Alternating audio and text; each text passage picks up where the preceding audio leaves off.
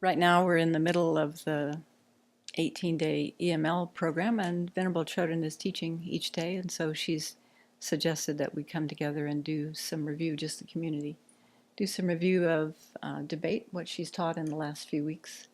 So that's what we'll do tonight. So let's begin by cultivating a motivation for our time together.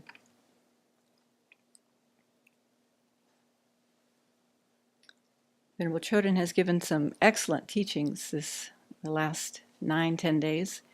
And she reminded us that as impermanent phenomena, we are conditioned by countless external and internal factors. And since that's the case, it's important to think of ourselves as conditioned beings and to look at what our conditioning has been to date so that we can consciously determine how we want to be conditioned in the future. And so she outlined how there are many kinds of conditioning that we've received from family, from society, from media, layers of conditioning that attempt to tell us who we are and what our true worth and value are. And so she challenged us to really look to see how aware are we of this conditioning.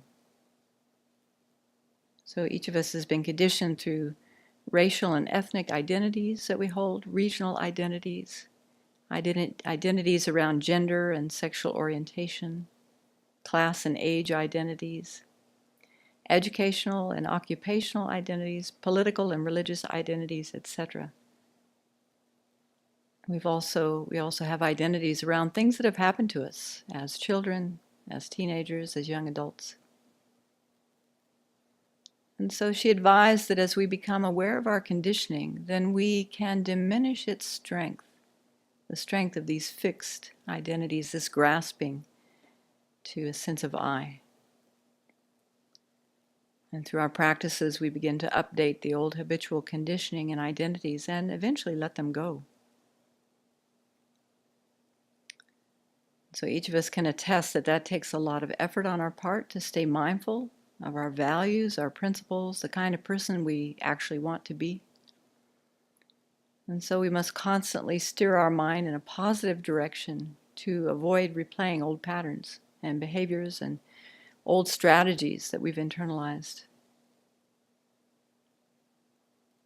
And so as we've seen, observing our thoughts and checking to see if our thinking produces a correct syllogism can be a very valuable tool to use in our healing work, in our spiritual work, our spiritual growth.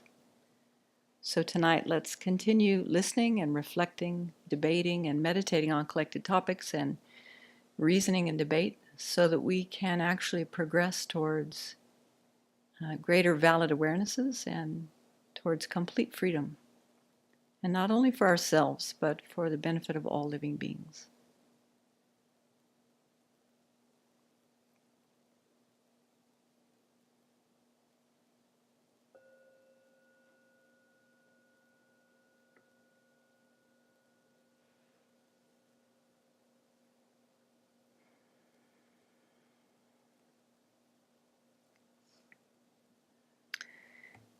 In looking at some of the teachings that Venerable Chodron has done in the last year on this topic, I notice that she often starts by sort of warming us up, in a sense, getting us to look at ourselves, look at different things.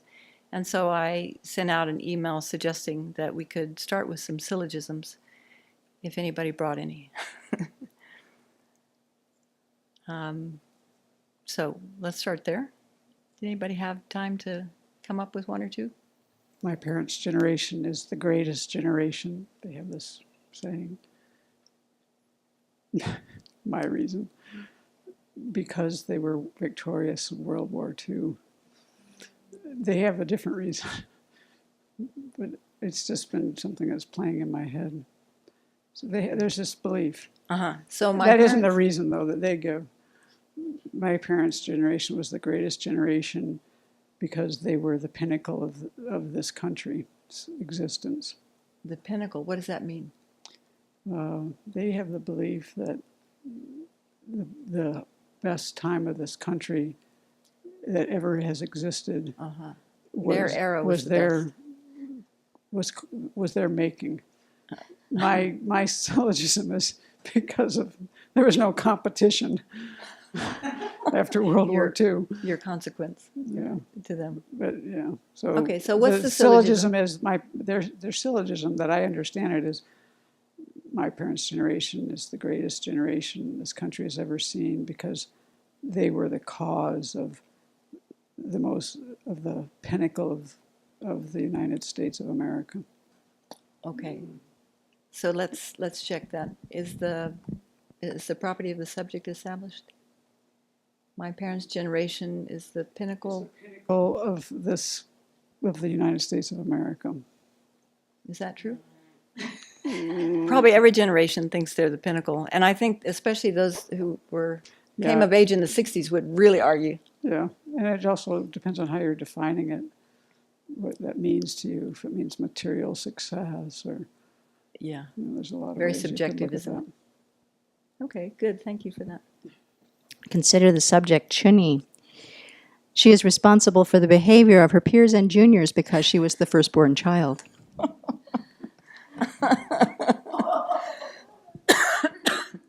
Okay, is the reason established? Yes. Venerable Chuni. Venerable Chuni was the firstborn child. Okay, and if you're the firstborn child, Are you necessarily responsible for the behavior of your peers and juniors?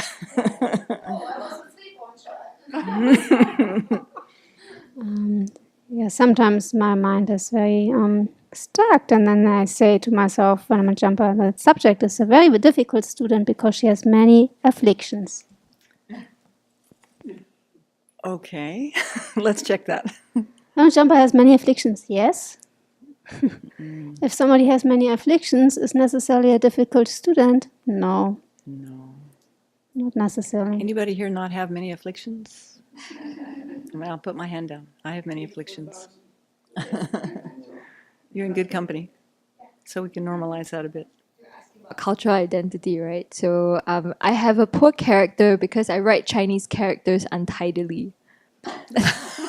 That's what I grew up with, yeah. Like, people with bad Chinese handwriting have lousy character. You better not be one of those. Okay. Okay, let's check it.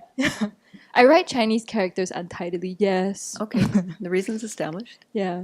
But just because you write Chinese characters untidily, well, no, it does mean you're sloppy because you're not mindful as you write those lines. No, that's the reasoning I'm saying, that my mother would say. Mm-hmm. If you were mindful and had good character, you would be neat. No pervasion. No pervasion. Yes. Yeah. Okay, good. Thank you. One who is born will die because the body is impermanent. Say that again. One who is born will die because the body is impermanent. Okay, one who is born will die because the body is impermanent. So let's check that. Is the property of the subject established? One who is born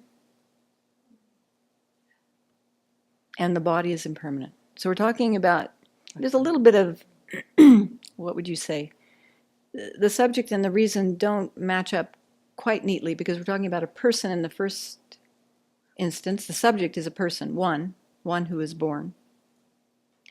And then the reason was because the body is impermanent. Maybe we could say because the person is impermanent. Okay. So let's try that. One who is born in a body will die because the body is impermanent. So one who is born in a body, you don't think it works? Yeah, I think there's a flaw in my logic in here, so I can't make a correct one somehow. Well, some of the pieces you have are actually correct. Impermanent beings that have causes and conditions, will disintegrate. That's the definition of composed phenomena, disintegrated phenomena. So we just have to tweak it a little bit to get the subject, predicate, and reason matching up. Can anybody help her? You're trying to prove that the person will die, right? One who is born will die. And that that's a result of impermanence, but I'm not sure that they die because of impermanence. You see what I'm saying? Yep. Formless realm beings also are subject to disintegration, let's say. the mind doesn't leave the body, as in death. That's usually how death is explained. So all samsaric bodies disintegrate. So all samsaric bodies disintegrate. So, so it is true. Well, formless beings don't have bodies, so their body. They don't have a body that isn't permanent because they don't have bodies. Okay, good. It works. Oh, okay. All right. Good job for your first syllogism. Thank you. I'm not worthy of compassion because I make a lot of mistakes. Ouch. Okay, let's check that. I am not worthy of compassion because I make a lot of mistakes. Is the subject established? Is the reason established, I mean? The property of the subject? What would be the property of the subject? Let's start there. Do you make a lot of mistakes? No, we all make a lot of mistakes. Okay. All right. So we can own that, right? In fact, that's part of our practice as monastic, is to own our mistakes. Say, I made a mistake, I own this mistake, and we try to do better. So that's okay. And if you make a mistake, it means you're not worthy of compassion. Is that true? Oh, some part of you. Why? Yeah. Because you hurt yourself and others if you make mistakes. It's true, but does that mean that you're not worthy of someone wishing you to be free of your suffering? Aren't you even more of an object of compassion if you're holding that view? Yeah, that'd be nice to think that way. I would think so. How would that look? Venerable Chuni is worthy of compassion because she makes a lot of mistakes. That's better. Did you say is worthy or is not worthy? You said is. Oh. Is not worthy. Is not worthy. Okay. Compassion. Venerable Chuni is not worthy of compassion because she makes a lot of mistakes. Is that true for you? It just seems that way. Is that true for you, Venerable Chuni? No, Okay. not for other people. I see. So selective reasoning. All right. So I think the reasoning has shown that that's an erroneous conception. That's a wrong view, wrong consciousness. And you might have to go through it a few times and really check, how does this land? Is this true? And challenge it and then try it on other people. If it's, all beings are worthy of compassion, right? That's it kind of innate or inherent. I hate to use the word inherent, but it comes along with the definition of compassion. All beings are worthy of compassion from a Buddhist point of view. So thank you for challenging that thought in your mind. And we as a community can help support something different, a different thought. You are worthy of compassion because you're you. Well, it also implies that I have to curtail my compassion selectively. Anyone who makes mistakes, we can't have compassion for. Yeah, and Yeah, it kind of defeats. Then we couldn't develop bodhicitta. That would be a problem. It seems like becoming aware of someone's suffering and the mistakes are oftentimes when we see someone making mistakes, if we can become aware that there's suffering behind that, seeing someone suffering is what inspires compassion in those who are cultivating compassion. So if someone has no suffering, that would be someone who is not an object of compassion. Because if someone had no suffering, then that would be someone who's not an object of compassion, because how can you wish them to be free of their suffering? Okay. We have to be careful with that because arhats don't have suffering and they're still objects of compassion of bodhisattvas and Buddhas, aren't they? But I get your point. Those who are free of obscurations, let's say. Because there's still a kind of, we can call their situation a kind of suffering. Yeah. Thank you. Yeah, I think all sentient beings are worthy of compassion because they're controlled by karma and affliction and suffer. Now, I think that's a valid syllogism. Yeah. So the subject, Nima, is self-centered because she talks a lot about herself.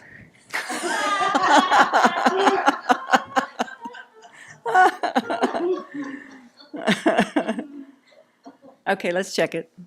The subject, Venerable Nima. Yes. The subject Nima talks a lot about herself. That would be the property of the subject. Okay, let's take a vote. How many think that Venerable Nima talks too much about herself? Well, talks a lot about herself. Talks about herself at all. Maybe in your head, but not out loud. Yeah. A mental factor.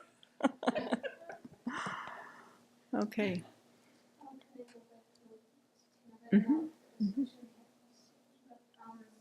That the Buddhas have compassion because they have cultivated bodhicitta.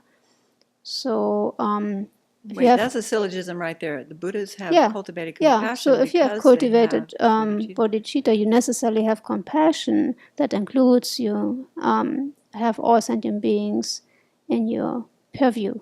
Yes, but I think the syllogism would be all Buddhas have bodhicitta because they've developed compassion for all sentient beings. The compassion is the cause of the bodhicitta, not the other way around. But yes, but that's true. Thank you.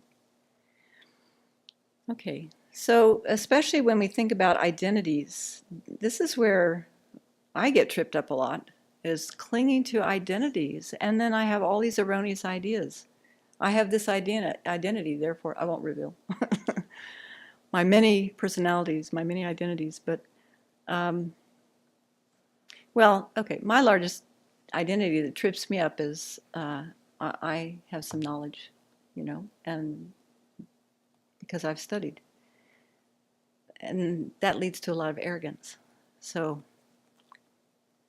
it's not a correct syllogism, is it? Well, it could be. Let's see. What did I say? I have.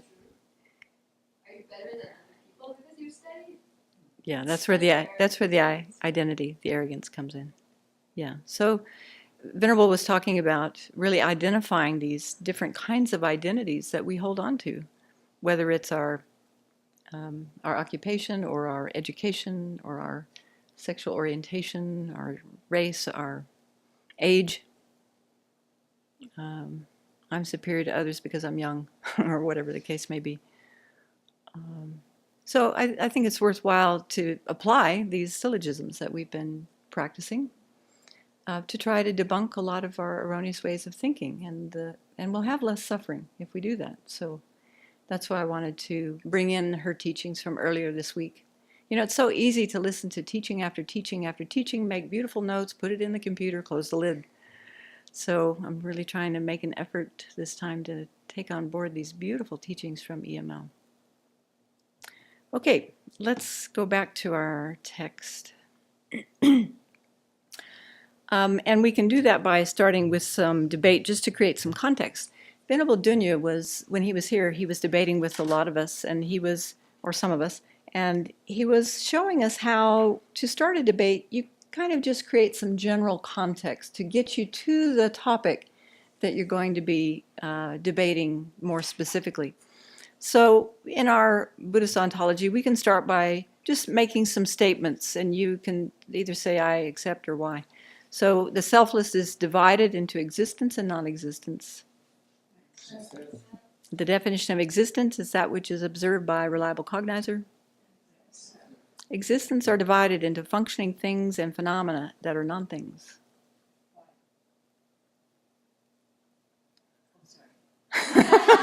It's one of the 7 ways.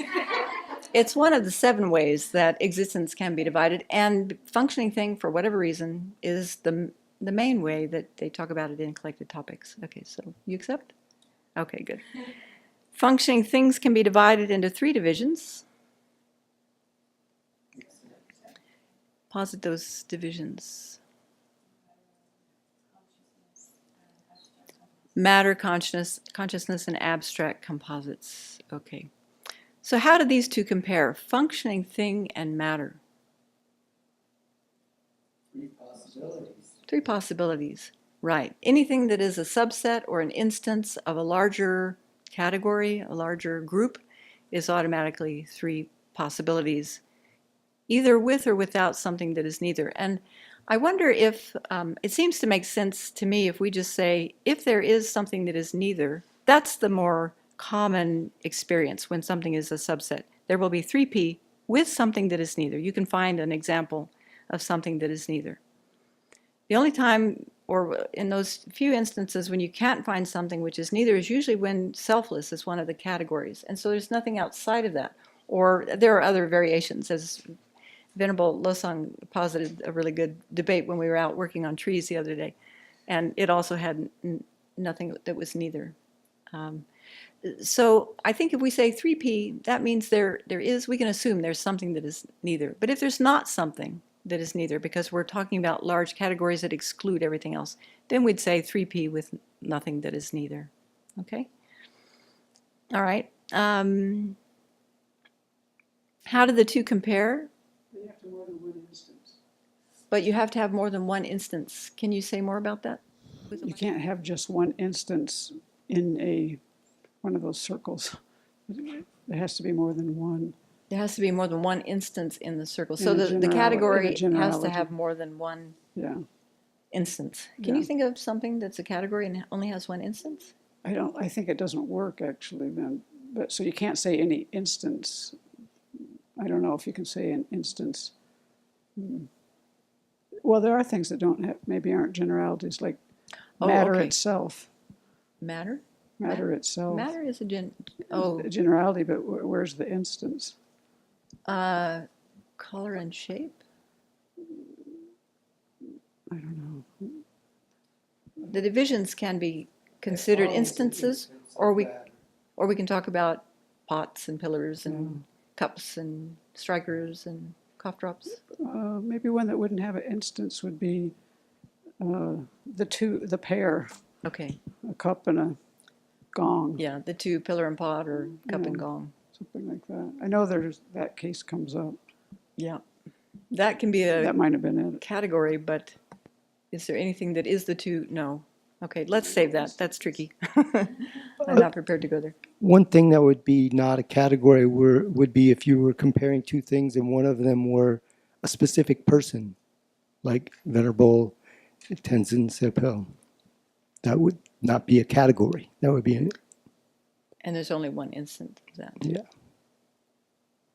Okay, but they're in your, okay, all right. Unless you want to say, oh, there's other people with that name, but it wouldn't be what There we're are. talking about. I tried to get a Gmail account and all the Tenzin Sepals were already taken.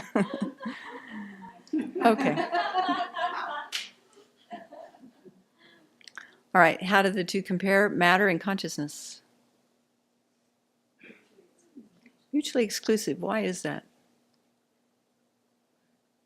Because there's nothing else. That's right. There's no common locus. Yeah. Okay. And how do the two compare? Matter and abstract composites. Mutually exclusive also. How do these two compare? Matter and non-consciousness. 3P? Okay, what's something that's both? Yeah, the matter, or you could say matter, or you could say something specific like the gong. Okay, something that is matter but not non-consciousness.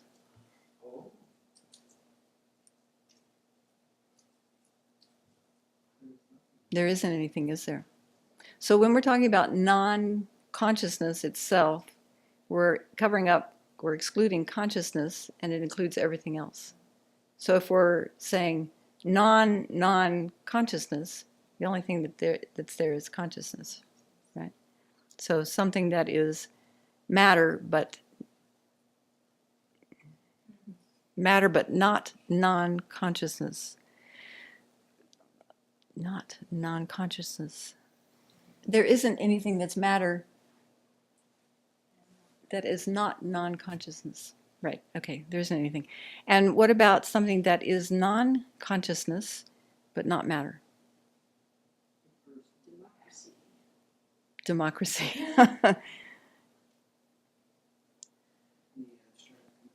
Any abstract composite would work. So we're looking for something that is non-consciousness, so we're going to cover up consciousness and it would include everything else, but it can't be matter.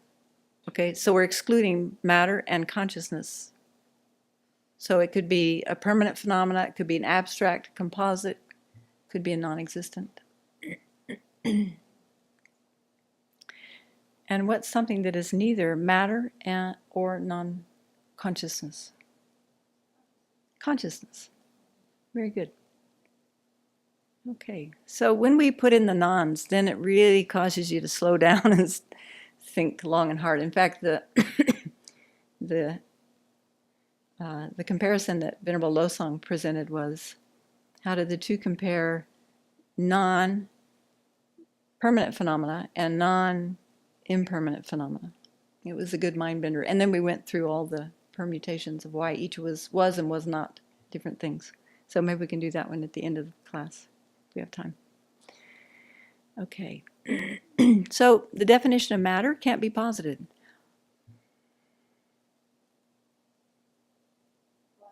Thank you. The definition of matter can be posited. Posit that definition. Okay, so it follows that the definition of matter is that which is atomically established. You say, I accept. So when we finish up with that last, there's really, each person has 4 parts there. You say the definition of blank can't be posited. Why? Or, yeah, okay, we'll come to that later. So it follows the definition. It follows because now it's a consequence to what that person has just said. They said why? That means I don't believe you.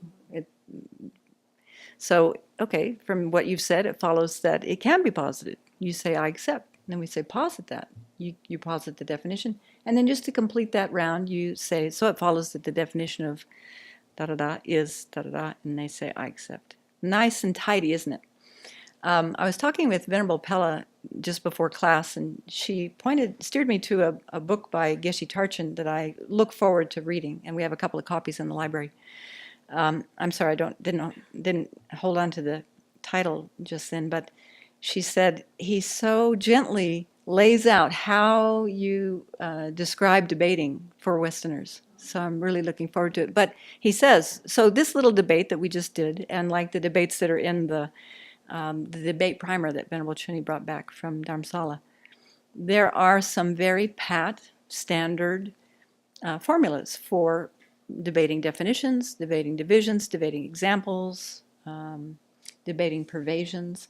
And these are little debates that we just need to go through like 20 or 30 times using different examples of all the things we're memorizing. Well, one good result of that is that we'll memorize definitions easily. And the other reason is that we get very familiar. The other benefit is we get very familiar with that line of reasoning so that it becomes second nature to us because we're learning a new language doing debate. Okay. So then once we've established the definition, we move on to the divisions. So when you divide matter, how many divisions are there? Oh, what are those two? Posit those two, please. Internal and external matter. Okay, thank you. And when you, okay, so what's the definition of internal matter? External matter cannot be posited. The definition of external matter can be posited. Somebody posit that definition. The definition of external matter is that which is atomically established and not conjoined with consciousness. Okay, so it follows that the definition of external matter is that which is atomically established and is not conjoined with consciousness. Not included within the continuum of consciousness. Thank you. Of a person. Okay, thank you. No, good. I'm glad. I didn't include that one in the... You would say, oh, then the definition is not. Right. Okay, so let's back up a step. So Venerable Lamsal gave a definition, and it was getting all the... Yeah, it was getting at the meaning, but it wasn't quite precise. So then I would come back and I would say, just a minute. Oh, so it follows that the definition of external matter is not that which is atomically established and not included within the continuum of person. You'd have to say why, and then I'd get to say tsa, because you've contradicted yourself. Okay. That's how it works, sorry. There's no way that I would say, oh, I accept, or Let's see. I just said, so it follows that the definition is not, and then I gave the correct one. So if you say I accept, you're accepting that that's not the definition. If you're holding to your definition, you'd say, so it's one of those, you're kind of backed into a corner. Yeah. Okay, good. Thank you. Yeah. We'll get to that. Okay, so when we divide external matter, how many divisions are there? Visual form, auditory form, Odors. olfactory form, gustatory form, and tactile form. Okay, now I haven't seen it written out with form on the end of each of those. All of those are form if you're talking about the larger category of matter or form, or external form. Source is the word. Forms, external form source or external? So here Visible we're looking at source? external matter, Yeah. and there are 5 divisions. Yes. And there's visual form or Uh-huh. form source. Uh-huh.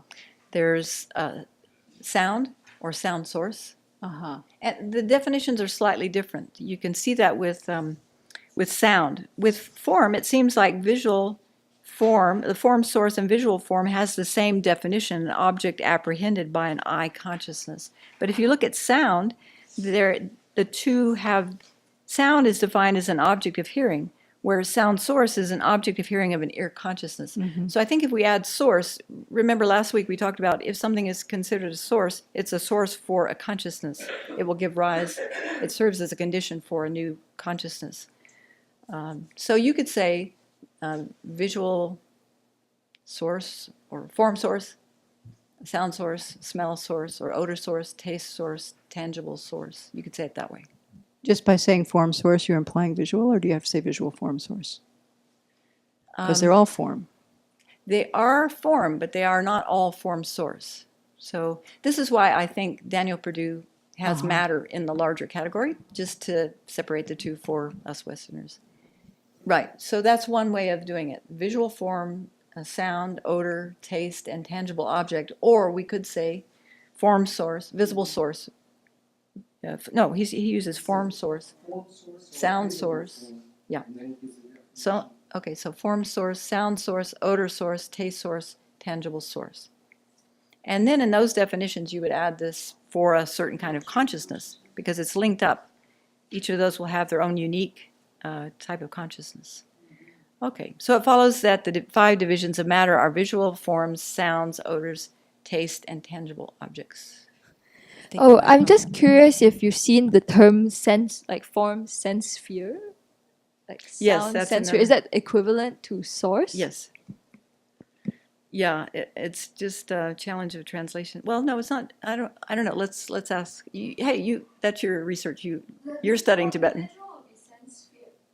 The literal instead of source. Okay. I wonder if it's the sphere of that particular consciousness.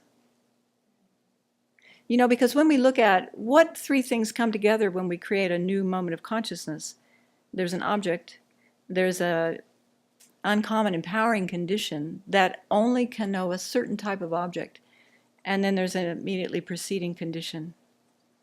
Right. So the object is what we're looking at here.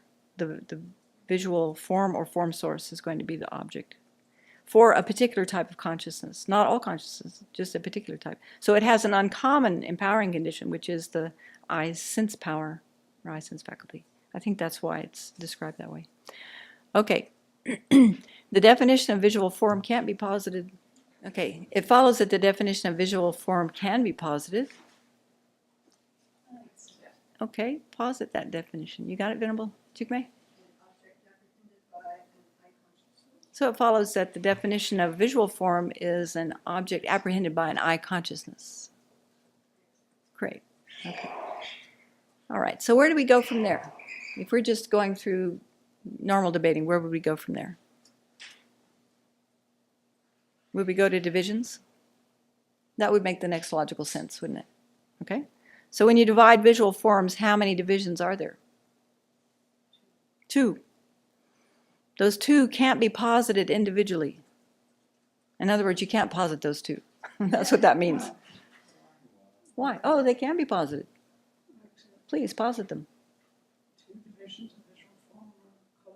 Color and shape. Okay, so it follows that color and shape are the two divisions of visual form. Okay, good. Excellent. All right, so I'm really happy that Venerable Chinny brought this debate primer back, because we finally have enough knowledge that we can start using these debates. We have finally gotten to colors, and that's where the debating manuals start, with colors. So I hope some of you have this on your devices. You didn't bring it on your... Oh, okay. Well, that's all right. We'll go through them. And I just want to let people know that this debate primer is free for download. It's the debate primer text one by Sangye Sultram and Tenzin Tarpa, and you can find this online at tibet2009.com. And then you look in the download library and you'll find it there. And it's a very good practice manual for going through these. It's like learning the alphabet. You know, it's or like learning the multiplication tables. You just have to go through, 2 times 1, 2 times 2, 2 times 3. You have to go through them a lot when you're first learning them, so that you understand them, they stick, and then they become part of your debate language. So we can start on page 14, actually.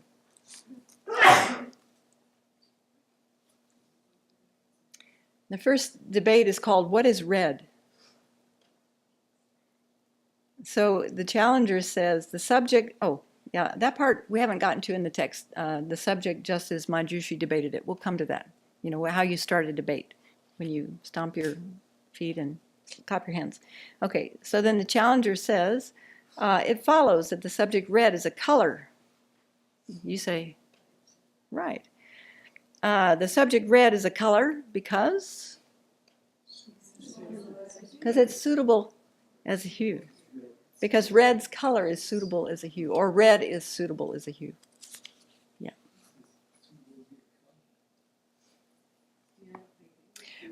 Yeah, I think it's just a different definition of color, suitable to be a hue. I think probably we as Westerners change it, because why would you use color in the definition of color? It goes against how we've been trained with definitions. So if you say color, the definition of color is suitable to be a hue, it just lands a little easier for us. If we said the definition of color is that which is suitable to be a color, what does that tell you? Okay.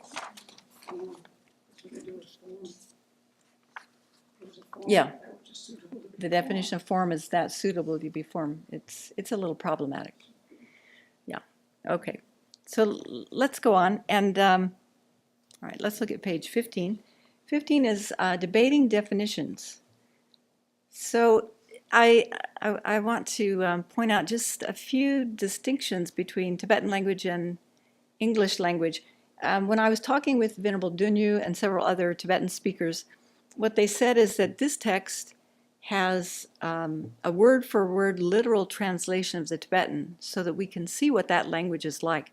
But it's awkward English when we start looking at it. Okay, so the debate starts with this thesis: there is no definition of color. So the challenger says, because there is nothing posited as color's definition.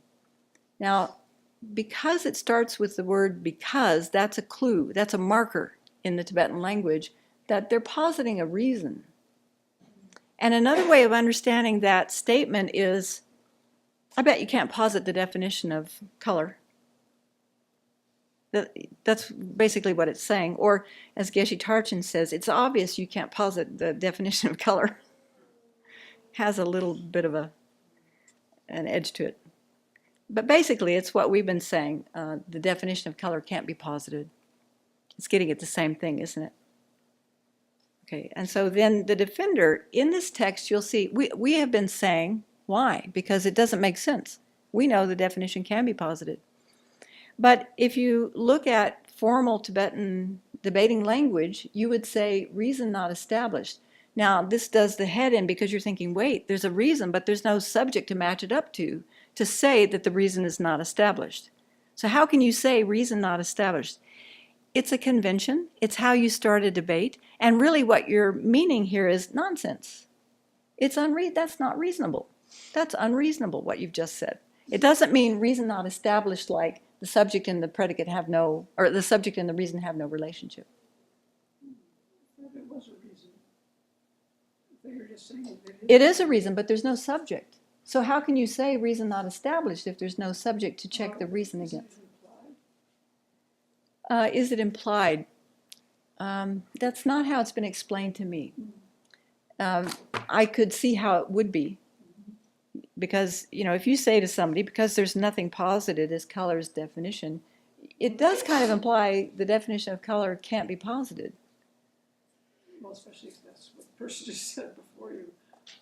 But they didn't say Oh, they that didn't? before you. Oh, I see. That's how a debate on definitions starts. Oh, and so that because is implied, and they just say there's nothing. Well, it's not, the because is not implied. It's actually there at the end of the Tibetan. And it's a marker that says this is a reason.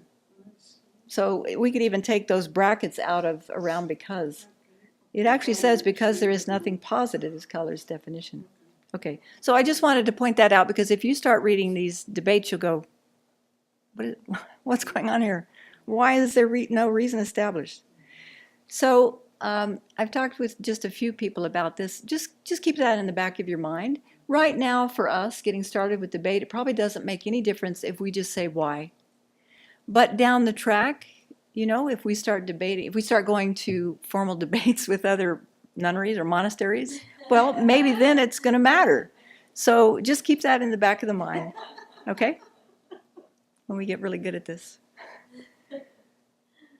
Okay, so this defender says, nonsense, no, that's not reasonable. Or why? What? Say what? Say what? What are you on about? So then the challenger comes back and says, it follows that there is something posited as color's definition. It follows you can posit a definition for color. I accept. Posit it. And the subject, that which is suitable to be a color. So remember when we first started debating, we were trying to be very formal and we would say the subject and then we'd give the answer. It's up to you. It's very precise language, but also after you've debated a while, I think most people drop that formality. So the subject, that which is suitable to be a color, it follows that the subject, that which is suitable to be a color, is color's definition. I accept. That's pretty straightforward. We've been doing that, actually. We've been doing that. We're familiar with that. But here we are. Remember what I read last week from the debate book where, who was it? Oh, Geshe from Switzerland, Rapton. I read a quote from him that said, debating colors doesn't teach you any content, any new content. It's just getting used to, it's like going through the times table. Okay, so we're going to be debating colors. Yeah. It's a supposition. It's not based on any knowledge. But in the little class that I did, the review class that was done before Kelsang Wang's class, we always were formal with the language about the subject, blah, blah, blah, blah, blah. Yeah. And I when you appreciate start looking at the Pramanavartika and the subjects are this long, I wonder if being able to identify the subject so that you have accurately named what that subject doesn't become kind of important. Yeah, I take your point, and I agree. I think maybe we've just gotten a little sloppy here in not saying subject. And now that I'm recalling, when I think back, how we translated this when we debated it, or we didn't really, well, okay, we did a little debate at Chenrezig. We would say, take da-da-da, which implies take the subject. Consider this subject, as Dan Perdue says. So let's, for all intents and purposes, let's bring that back in. When we answer, we'll say the subject, da-da-da. Okay? Yeah. In the Tibetan, the word for subject is definitely included again and again because actually it comes at the end of, you have those lines, and then it has chijin at the end, and that's like, okay, so all before that, it's a subject. So it's quite important that you keep it there because it's the marker of where the subject stops. Good. Thank you for that. They do. All right, so that's the debating definitions. Then on page 16, we have debating divisions. So when color is divided, how many divisions are there? Actually, in our text it says, color divided, how many divisions are there? Or when you divide color, how many divisions are there? That's another way of translating it. So we say there are two. Color has two main divisions, doesn't it? These two can't be posited individually. That's where I got that wording. It's just a way to get you to state the two divisions, that's all. You say, okay, here's another place. The reason is not established. I find this difficult. I think it's another place where we're just saying nonsense. We're not saying the subject and the reason are not in alignment or not found in each other. Okay, so the reason is not established. So if we say why, that's fine. That it leads to the next step. It means I don't believe you, which is another way of saying nonsense. But if we would translate this back into Tibetan, then we would lose something. So we might need to get some advice. And in fact, Venerable Pala was suggesting that we look towards, well, Venerable Dunya has offered to help us, but also there's a Geshe named Geshe Graham Woodhouse who has done some online classes. So perhaps we can ask some of these questions to him and or someone find a resource that we can use. Or maybe Geshe Dottle when he's here. Yeah. Here in this one, those two can't be posited individually, and then the reason is not established. Those two is a subject, can't be posited is a predicate, and there is no reason. So that's why it says the reason is not established. But you see, it's simply lacking a reason. But when you only have a subject and a predicate, reason not established is typically not a response you give. You have two choices, why or I accept.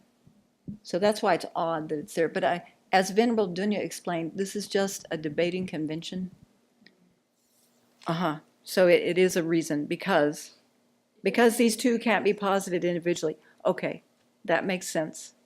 So because someone has given a reason and there's no way to establish that reason, you can say nonsense. Well, it's a marker that indicates a reason is following, yeah. In a syllogism. They've given a reason, but if there's no subject, I mean, like Venerable Tarpa said, you could assume that the subject is implied. But I asked about that, and I think it was Venerable Dunya who said that's not really what's being gotten at here. It's that you've been given a reason, you have no subject, no predicate, and it's preposterous, because there is a definition there's a division of color. Color can be divided, and those divisions can be posited individually. Okay, so then it follows that those two can be posited individually. I accept. Posit them. Okay, so how is color divided? Very good. It follows that the subject, primary colors and secondary colors are colors divisions. Great. Okay. Now, I just have a wondering, like if she says, Venerable Jigme just posited the subjects, primary colors and secondary colors, is there any difference if I say it follows that the divisions of color are primary colors and secondary colors?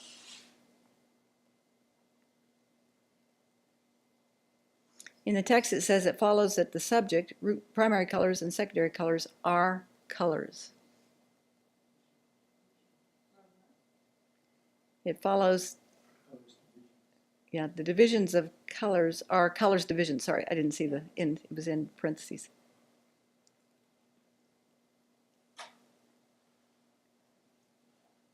Follows that the divisions of color are primary color and secondary color.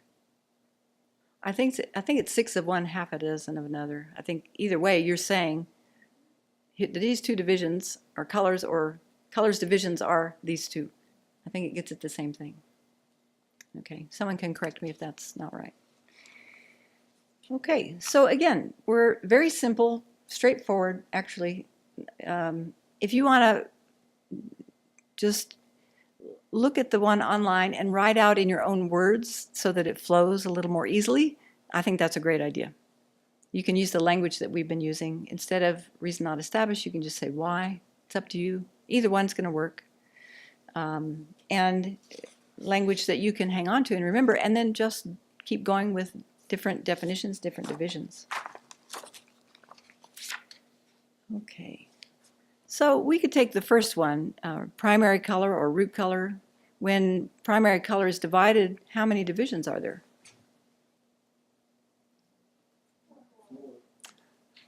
4. These 4 can't be posited individually. Why? It follows that these 4 can be posited individually. Posit them. Red, white, yellow, and blue. Blue, yellow, white, and red. It follows that the primary colors are blue, yellow, white, and red.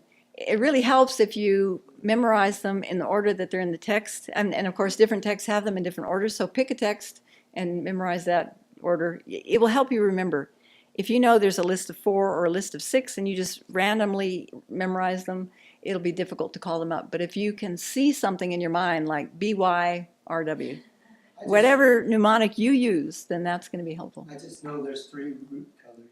The 3 primary colors in our system, white is added. Okay, so how you remember it is by thinking of the 3 primary colors that we know about in our modern system, and then you add white to that. Okay, but if we looked at the text, I'm pretty sure it's blue, yellow, white, red. Okay, all right, good. So it follows that the subject, blue, yellow, white, red, are the divisions of root colors. So the subject and then, yeah. Okay. Now on page 17, now we're going to debate examples. Okay, so debating examples. There is nothing posited as an example of a root color. Why? Or reason not established. Here's another time where that happens. It follows that there is something that can be posited as an example of a root or primary color. Posit that example. Wonderful. The subject yellow's color. It follows that the subject yellow's color is an example of a root color, a primary color. Great. Okay. So there will be things that we're debating that it's important to solicit an example. Someone's maybe given an answer and we want to make sure that they are really, they know what they're talking about. So we say, so posit an example of that. All right, look at debate 5 on page 19. Okay, so now we're going to go off into a little bit of more complexity. Are all colors white? This is what we're going to test here. So the challenger says, if it's a color, it's pervaded by being white. Why? You don't believe me? If it's a color, it's pervaded by, oh, you said that. It follows that if it's a color, it's not pervaded by being white. So posit that. So when we say posit that, it means, can you give me an example? Or please give me an example. Okay, so what's an example? Something that's a color that's not pervaded by being white. Well, there is an example, the subject red. Right. So it follows the subject red is pervaded by being a color. I accept. The subject red is pervaded by being a color because? Subject red is pervaded by being a color because the red's color is suitable to be a hue. Yeah. The subject red is pervaded by being a color because red's color is suitable to be a hue. I think you could just say red too. Maybe red is, when we looked at definitions of specific colors, we said that which is suitable as a yellow hue. So we could say because red is suitable to be a red hue. Yeah. You have a problem with that? Kind of. Okay. Let's hear it. I've seen this same debate somewhere, and they not only establish that red is a color, they then go ahead and establish that red is not white. Because it's saying that all colors are pervaded by being white. Then they go to establish But that we said, if it's red, it's not white. okay. Which is just long, but it So seems like we started out, if it's a color, it's pervaded by being white. Why? It follows that if it's a color, it's not pervaded by being white. I accept. Give an example. The subject red. It follows that the subject red is pervaded by being a color. Accept. The subject red is pervaded by being a color because, okay, it follows the subject red is not white because, is that what you were saying? Yeah, you have to prove that white is not pervaded by being red. Well, that's a good point. That's what you're trying to prove. Yeah, to that's what begin you're with. trying to prove. I'm glad you pointed that out. Okay. Well, I think that's covered here. So he's pointing out that the question is, are all colors white? And we've already said in the second sentence, it follows that if it's a color, it's not pervaded by being white. So we've already countered that assertion there in that second line. And so then we say, give an example. And when you gave an example, red, it is a color. It's not white. It's a color because, and then they ask, it's a color. So you're saying, why don't they ask it's not, why is it not white? Is that what you're saying? Because that's what you're trying to prove. I've seen this debate somewhere that's similar to this, but if they do, they go ahead and they say it follows that if it's red, then it cannot be white. And I don't know. Well, there is a very... it seems obvious, but... Yeah. There's a very long debate about, when the challenger says, if it's a color, it's necessarily white. Is that how it goes? I don't know. I haven't... If it's a color, it's necessarily red. And then take... is red. And it goes from there. Yeah, so I suspect maybe it's found in that. That's probably what I saw. We'll yeah. get to that. That's a little more complex yet. We're just learning the basics, ABC. I know it's hard to be patient, isn't it? I'm not putting that on you. But I mean, for myself, this is sort of rudimentary, isn't it? But these are the building blocks that we need. Oh, I'm sorry. Okay. It's all language that's Yeah. in fact, it isn't about the colors at all. Right. It's not about the colors. It's about the new language that we're learning. Yeah, and the new way of thinking. That's a good way of putting it. Yeah, we're learning to think logically. The form of the language, but actually it's how they think that I find the most important. Uh-huh. Yeah. But, there's a lot of repetition, and we're not used to a lot of repetition in our, well, I don't know. Are we? I don't want to make general statements. Okay, let's keep going. All right. The sixth debate is root and secondary colors. That's on page 20. It begins with the challenger saying, it follows that if it's white, it's pervaded by being a root color.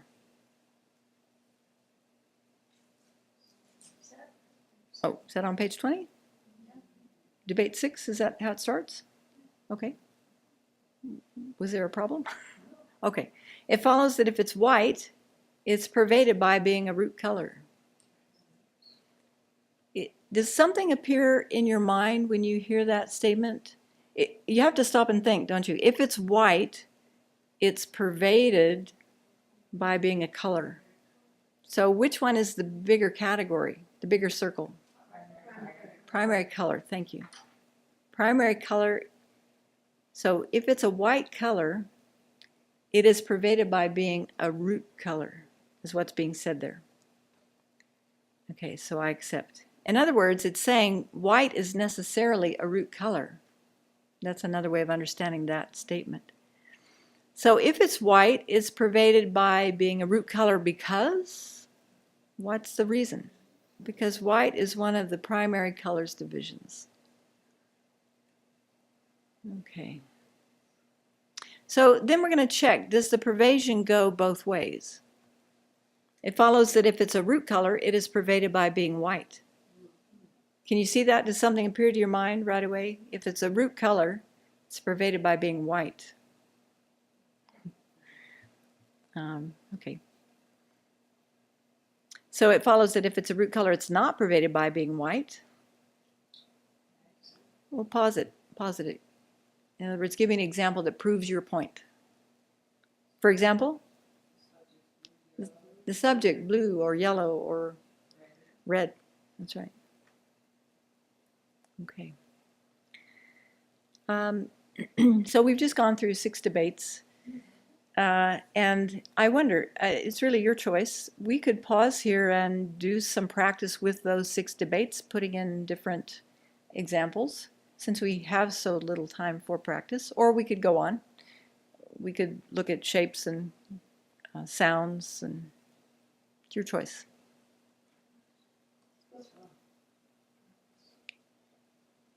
What did you say? Let's go through them. Okay, so let's pause here for, say, 10 minutes and pick a partner and just go through, go through the debate. You can do the same debate that's in the book. Does everybody have that on their device, or is anyone missing? Venerable Chuni has a hard copy. Tracy doesn't have it, so you pair up with someone who's got it on their computer, and then you can look at their computer. Okay, so we'll just pause here. And so the people at home, you can take time now to download the text if you don't have it, and just work through the debates, trying to understand them, and maybe you can fill in different examples. Okay? Did you just say we should do this in our free time? Wonderful. Okay. Are you starting to feel some possibility about we're actually going to learn debate, not just a bunch of definitions, but we actually learn how to work with the material? So you could actually start a debate by creating some context. Okay, we're talking about the selfless here, and it's broken down into existence and non-existence, and then we're looking at existence, functioning things, and phenomena that are non-things, and then you can really hone in on the area that you're wanting to work on. And won't it be wonderful to have these basic debates just at our fingertips because we're so familiar with them? We don't have to look at the book eventually. That's the goal. Okay. Yeah. Your reason why sometimes they say the reason is not established, and no. No is their definition or their translation for why. What we would say why. Chichir? Does that mean why? It means you don't believe them. So in effect, it means no, that's not right. Mm-hmm. But I don't know why they've translated it as no. I guess Can that's they very be literal. used interchangeably, like either response is If someone fine? was saying no, would they say chichir? No. It actually means why. You'd have to, until you know what it means. So you'd have to use a lot more words like I don't believe you, or I have doubt about what you're saying, or something like that. So no just means no, that's not right. And could you use that interchangeably with the reason is not established? In certain situations, and this is what So we'll no. have to learn, these Yeah. certain situations in the debating context. You know, if we had a full syllogism, then you would only use reason not established when you're first checking is there a relationship between the subject and the reason. But it seems that if someone just gives a reason, because da-da-da-da-da, then you have carte blanche to say nonsense. Okay? Reason not established. That reason that you've just given is not established. There's no subject, there's no, no subject of interest, so. Yes, you can also say why. You can use either one.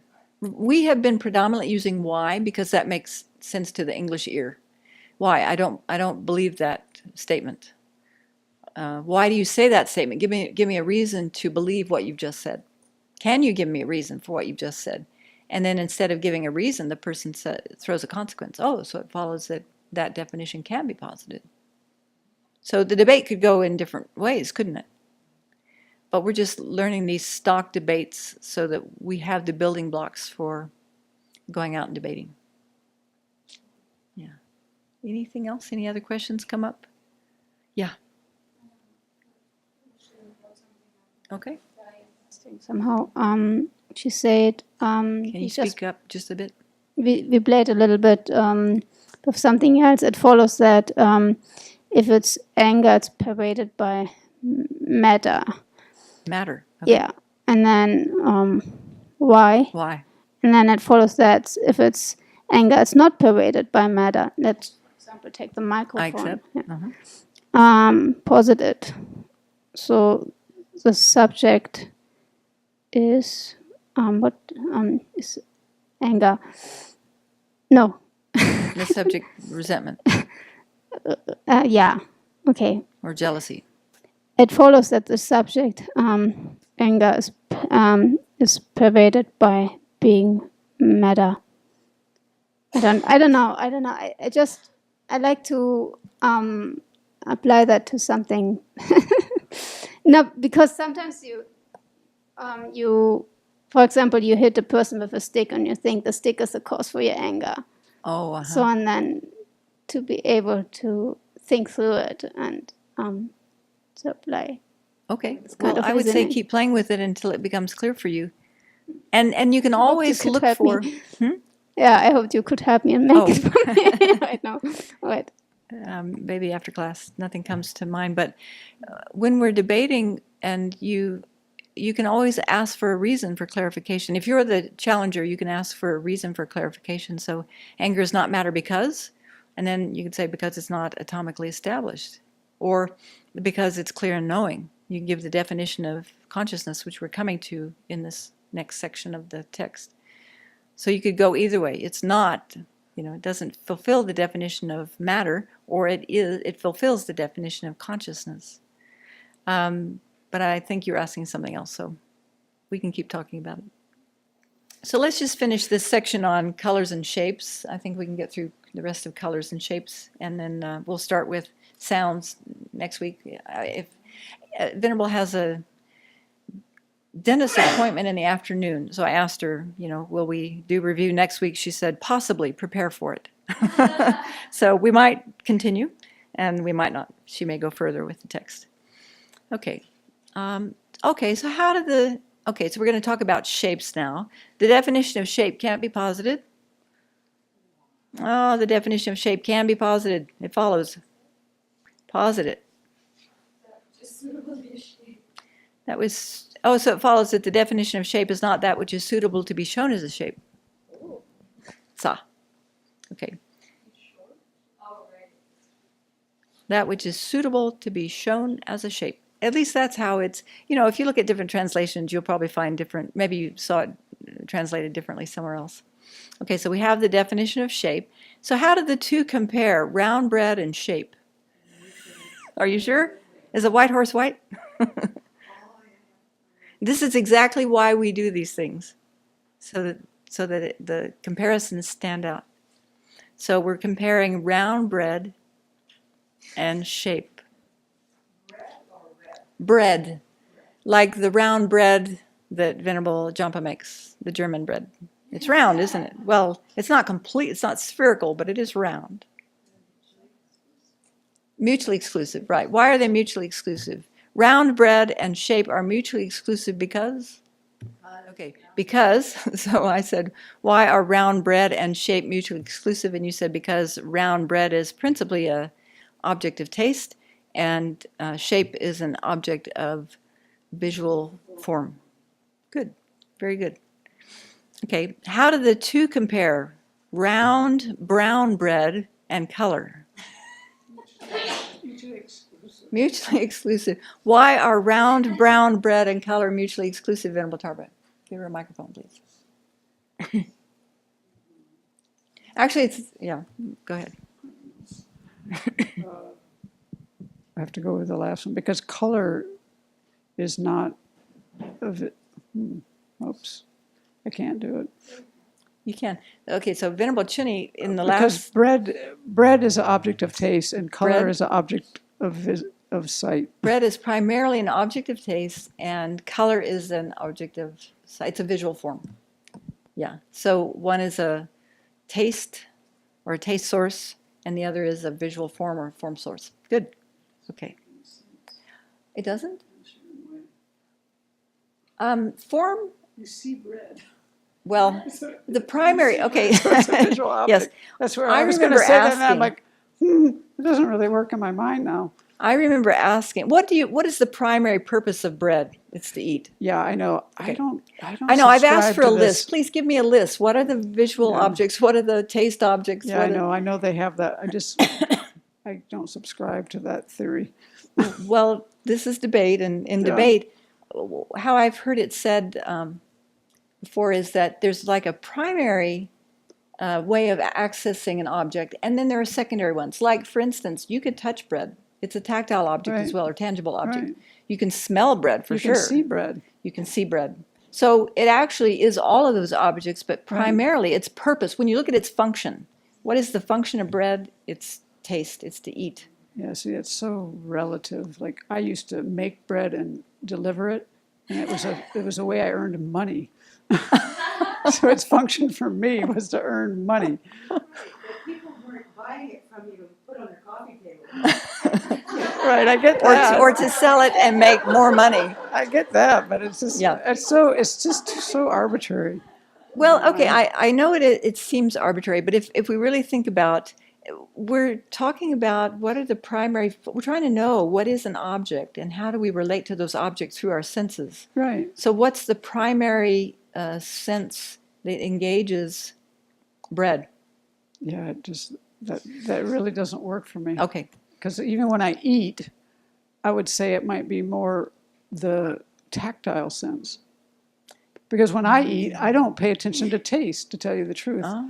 When I eat, I usually am You're just such a good feeling my monastic. stomach, and it's a tactile thing. I don't pay much attention to taste. I don't have much sense of smell, so taste isn't so vivid for me. So what's vivid for me when I eat, generally, in fact, when we do the meditation, they say, pay attention to the taste of things. I get so bored every time she has us do that. I can't even stand to do it. Even with chocolate mint ice cream? There are a few things. They're pretty few, far between. We know you, Venerable Tarpa. Yes. Well, a point that Dan made in the book was that there are two perspectives on this. One where you try and find the primary function, so bread would be taste, but the other one is where you mainly, it is that most things are objective, tactile, because of how we engage with them. Let's see where that is. Bottom of page 185. 185, and give us a starting word so that people who have the Kindle version can follow. So how do Buddhists think of forms? It's the last paragraph. Okay.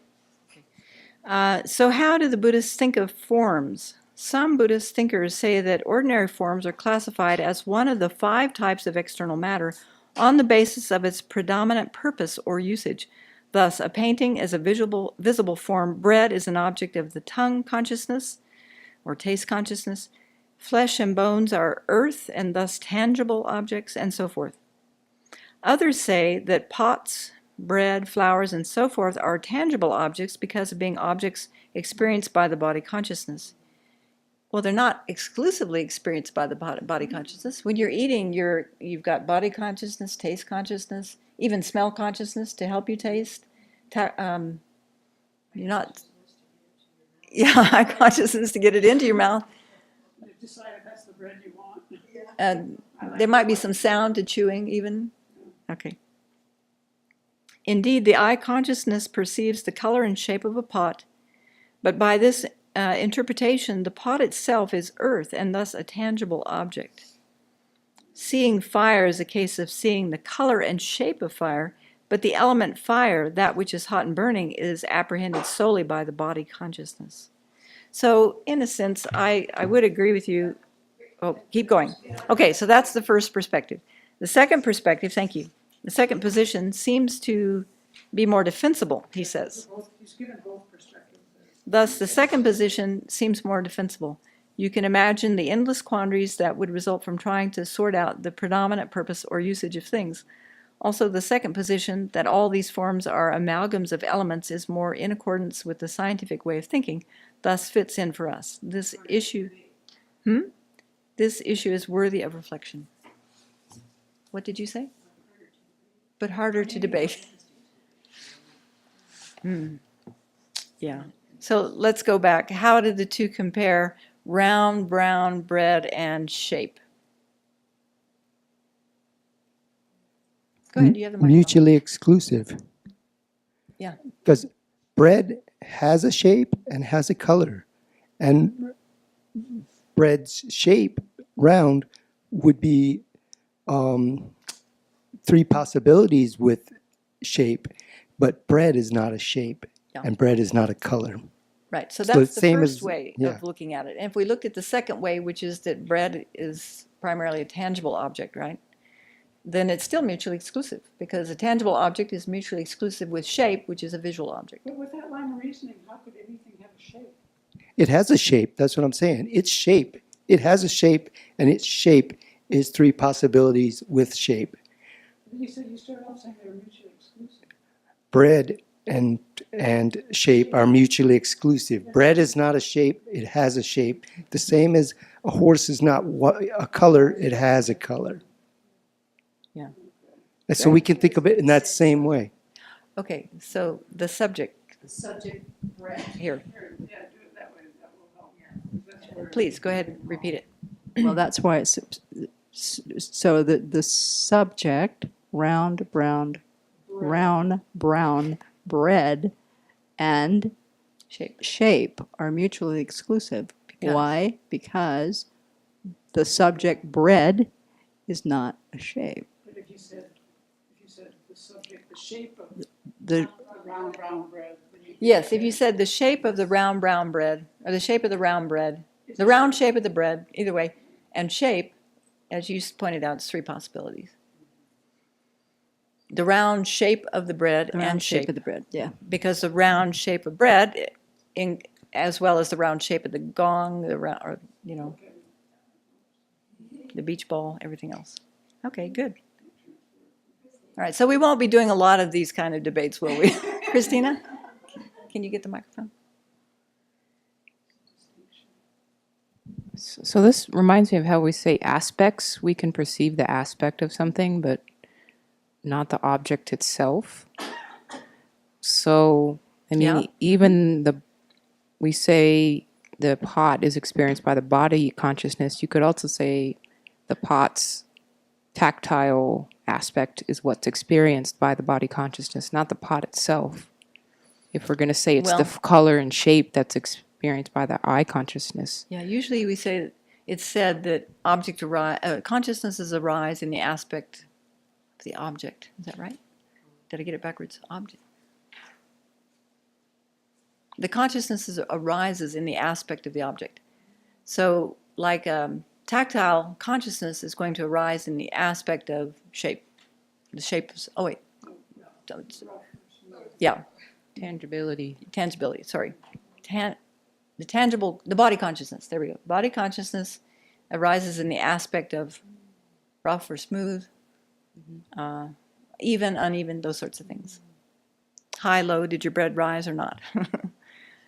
Yeah, that's a very different way of stating than Okay. here. So- but it's interesting because it shows the role of consciousness, that things are known through an experience, through Yeah, the sure, sure. senses. So, like, what is the essence of the object? Well, it can only be known through these senses. But what is it? You know, it's, I don't know. Okay, let's just do a couple more and then we'll finish. How do the two compare, form and shape? Yeah, it's three possibilities. Why is that? Which is the larger? Which one pervades the other? Form pervades shape because form, when we're using form, it's a little tricky, isn't it? Form is synonymous or equivalent with matter. And shape is one aspect or one division of visual form, which is one instance of form. Okay. So we could, okay, so what's something that's both form and shape? Shape of a circle? Yep. And what is something that's form but not shape? Blue. What are some others, just quickly? The microphone is a form but not shape. Yeah, that's right. Yeah. Okay. And what's something that's a shape that's not form? Nothing. Form realm. No, just kidding. Okay, neither form nor shape? Consciousness? Some other ones? Sound is form, yeah. Person is a, yes. Yep, right, good. Okay. So then we can apply shapes to all the debates that we did today, can't we? Looking at the definition, the divisions, the examples, the pervasions. So that would be something that we can do in the meantime. Okay. All right, that's probably enough for one night. So either next week we'll look into sounds, etc., or Venerable Chudam will be back to take us further in the text. Okay, so let's rejoice that we've had the evening to increase our knowledge and actually get into some debating. We have some formulas now, some scripts that we can work with. And all right, so we'll dedicate.